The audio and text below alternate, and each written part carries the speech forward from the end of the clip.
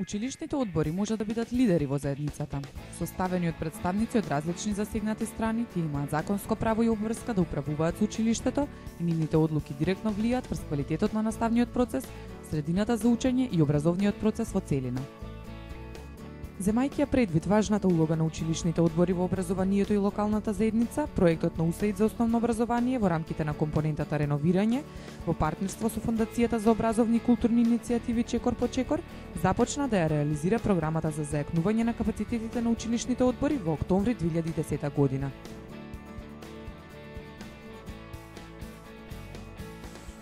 Програмата за зајакнување на капацитетите на училишните одбори се спроведуваше преку интензивен циклус на обуки и менторски средби, се со цел да се зголеми свесноста на училишните одбори за нивните надлежности во областа на образованието, како и тоа да станат центри на добро управување со училиштата. Крајни корисници на оваа наша програма се сегашните и идни ученици во овие основни училишта, кои што ќе добијат подобра средина за учење и поквалитетен образовен процес. За учество во програмата вкупно пристигнаа 180 апликации од 73 општини од цела Македонија.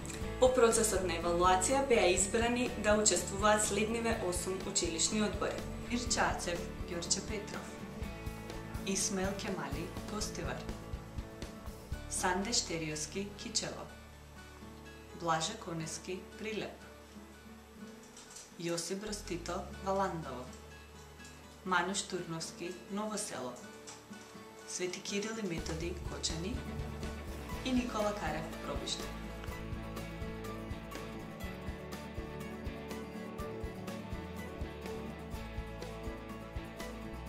Програмата се спроведуваше преку комбинација од обуки и менторски средби во 4 модули кои се однесуваа на следниве области.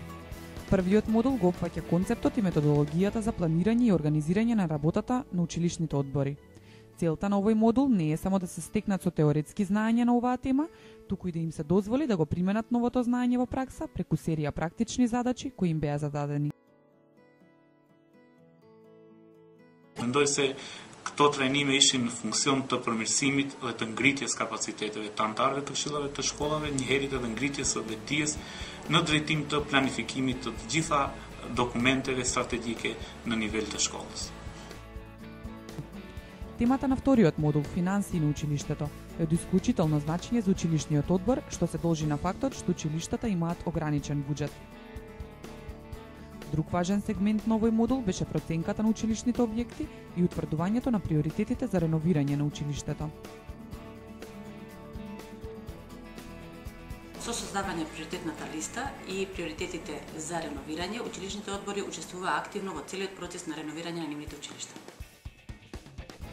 Генералната цел на модулот комуникации беше да се подобрат вештините за квалитетно комуницирање, не само во рамките на училиштето, туку и со надворешните засегнати страни, локалната заедница, деловниот сектор, медиумите, донаторите и невладиниот сектор. Како дел од овој модул, училишните одбори подготвија акцијски план за организирање на настан за собирање дополнителни средства со помош на сите засегнати страни.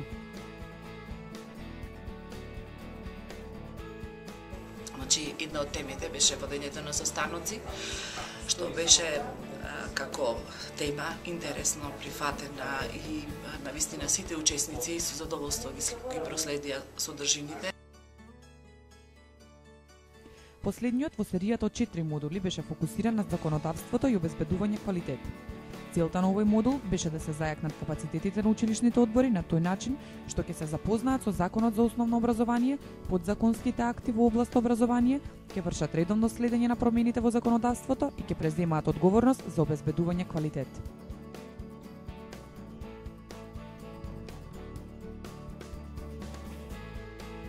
Се обидовме да бидеме многу корисни на училишните одбори, создавајќи конкретно пречистен текст на Законот за основно образование и работна верзија, пречистени текстови на други законски акти. Дадовме корисни информации, создадовме процедури кои што ќе може да им бидат од помош и од фидбекот кој што го добивме од неколку училишни одбори, сметам дека сме направиле вистинска работа.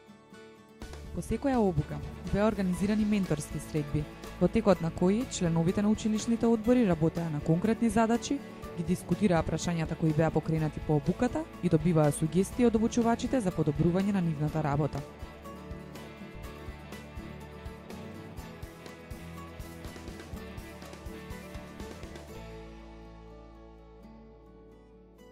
Секој училишен одбор имаше задача да организира настан за собирање дополнителни средства.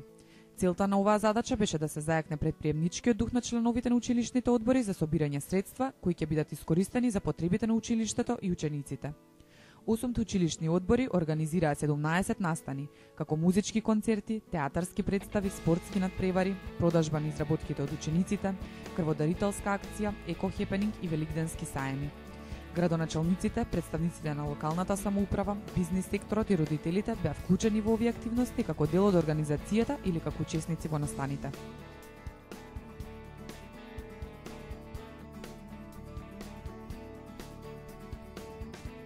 Децата навистина се трудеа и беа мотивирани, не толку многу за средствата, туку како работеа како тим и заради тоа што може и тие самите да допринесат нешто за уредување на нивното училиште и да средината во која што тие би поминувале подолг ден од денот.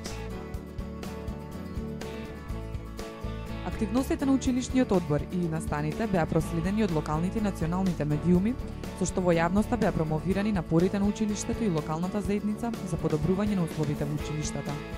Со реализирање на оваа активност беше создадена позитивна социјална клима и беше зајакната соработката во рамките на училишниот одбор, како и меѓу училиштето и другите засегнати страни.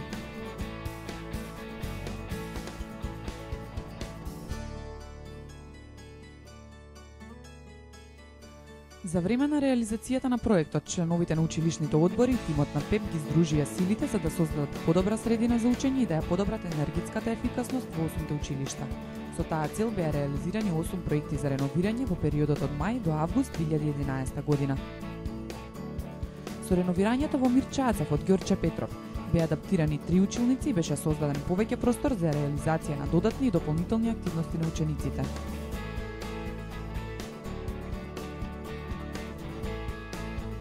Со новите котлари во Блаже Кунески во Прилеп и Никола Каре во Пробиштип беа обезбедени потопли училници за сите ученици и наставници.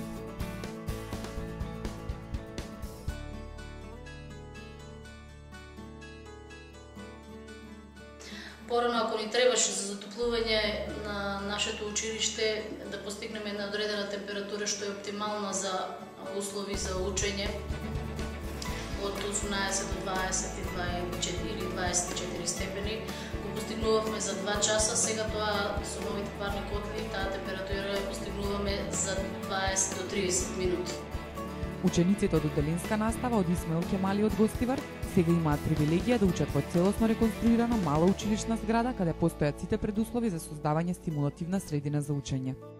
Околу 1500 ученици и 150 наставници ќе чекорат по новите подови во Санда Штериевски од Кичево, не плашејќи се повеќе од можните зарази во училиштето.